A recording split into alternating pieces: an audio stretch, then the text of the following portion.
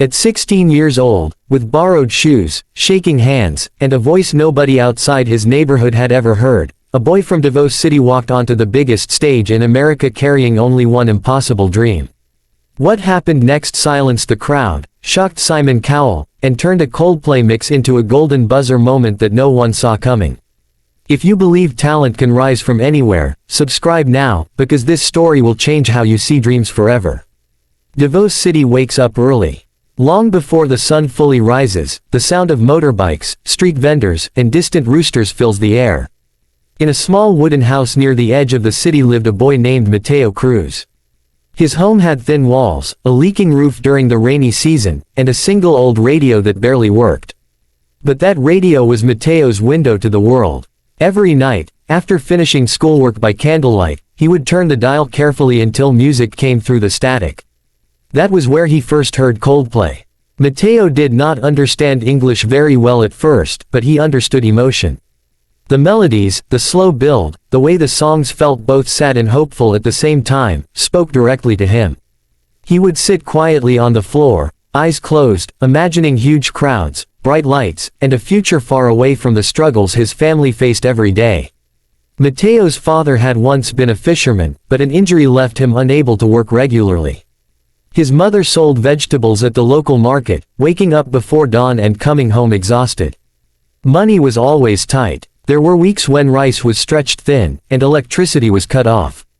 Music lessons were never an option. Singing was something Mateo did quietly, almost secretly, because dreams felt dangerous when survival came first. At school, Mateo was shy. He sat at the back of the classroom and avoided attention. His classmates did not know he sang, and he preferred it that way. But during school cleanup days or community events, teachers would sometimes hear him humming while sweeping floors or carrying chairs.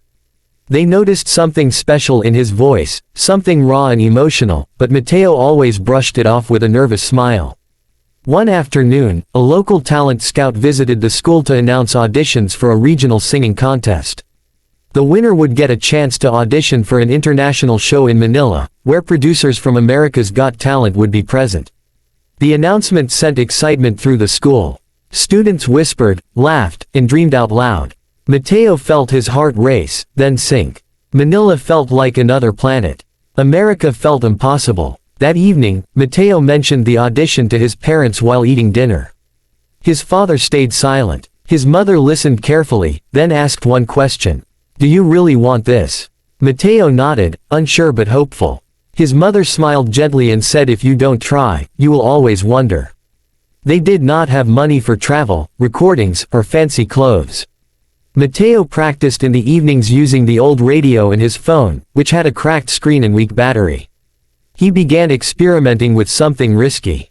Instead of singing one Coldplay song, he started blending parts of several songs together, mixing melodies and lyrics into one emotional journey. It was not something he had heard anyone else do. It felt honest. It felt like his life.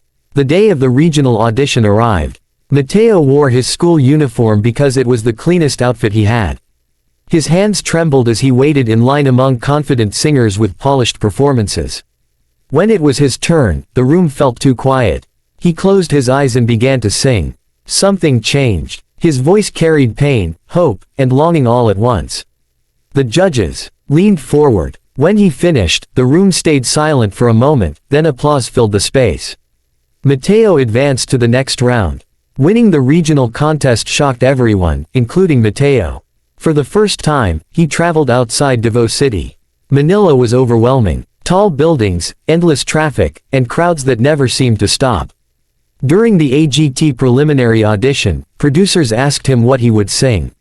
When he explained his Coldplay mix idea, one producer raised an eyebrow and warned him that Simon Cowell hated risky song choices. That night, Mateo almost changed his mind. He lay awake on a thin mattress, listening to city noises and thinking of his parents back home. He remembered his mother's words.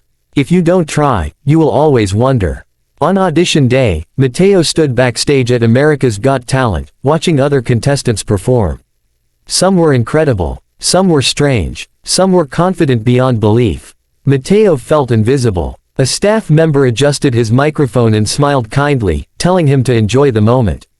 Then it was his turn. The stage lights were blinding. The audience stretched endlessly before him. At the judges' table sat Simon Cowell, expression unreadable, arms crossed. Mateo introduced himself softly, explaining he was from Davao City in the Philippines. Simon asked why he chose a Coldplay mix. Mateo paused, then said because their music feels like hope when everything feels broken. The music started. Mateo began slowly, almost whispering the first lines. The audience leaned in. His voice grew stronger as he moved from one song into another, blending melodies seamlessly.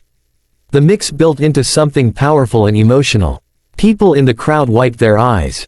One judge placed a hand over her mouth. Simon stopped writing notes and looked up.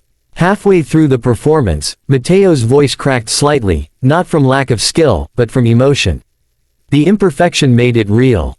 The room felt frozen. When he reached the final note, silence fell again, heavier this time. Then the audience exploded. Simon stood up, something he rarely did. He walked to the edge of the table and said he did not expect that. He admitted he usually hates medleys, especially with famous songs, but said this was one of the most honest performances he had ever heard. He asked Mateo where he learned to sing like that. Mateo answered simply, from life. Before Mateo could process what was happening, one of the judges pressed the golden buzzer. Gold confetti rained down. Mateo dropped to his knees, crying openly. The audience roared. Simon smiled, nodding in approval. Back home in Davao City, neighbors crowded around small televisions and phones, screaming, crying, and hugging each other. Mateo's parents watched in disbelief, tears streaming down their faces. But the journey was not over. After the audition, pressure mounted. Online critics questioned whether Mateo was a one-time emotional act. Some said his accent would limit him. Others claimed Coldplay fans would not accept reinterpretations. Mateo felt the weight of expectations heavier than anything before. He struggled during rehearsals, doubting himself, missing home, and fearing failure. Then came a twist no one expected. Days before the live show, Mateo lost his voice due to exhaustion and stress. Doctors advised rest. Producers worried. Mateo feared his dream was slipping away. Lying alone in his dressing room, he considered quitting.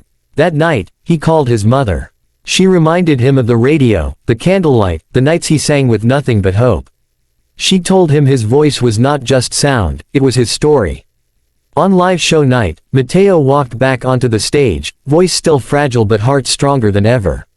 He sang again, not perfectly, but honestly. The audience responded with love. Simon called it bravery in its purest form. Mateo did not just advance in the competition. He became a symbol of something bigger. Proof that talent does not need privilege. Proof that dreams born in small houses can reach the biggest stages in the world. Today, Mateo's story continues, but one thing is certain. A boy from Davao City changed his life with a Coldplay mix and reminded millions why music matters.